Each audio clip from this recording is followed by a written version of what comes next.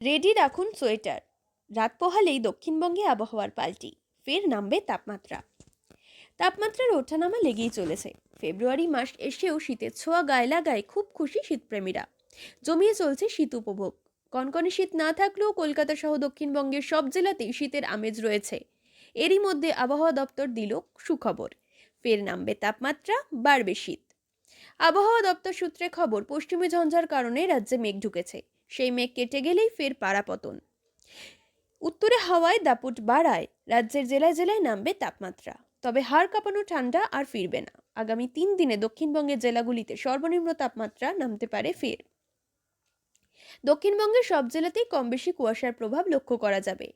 এর মধ্যে দক্ষিণ 24 পরগনা, পশ্চিম বর্ধমান, পূর্ব মেদিনীপুরের মতো জেলাগুলিতে বেশি কুয়াশা পড়বে। পাশাপাশি আপাতত দক্ষিণবঙ্গের জেলাগুলিতে সর্বোচ্চ তাপমাত্রার বিশেষ হেরফের হবে না।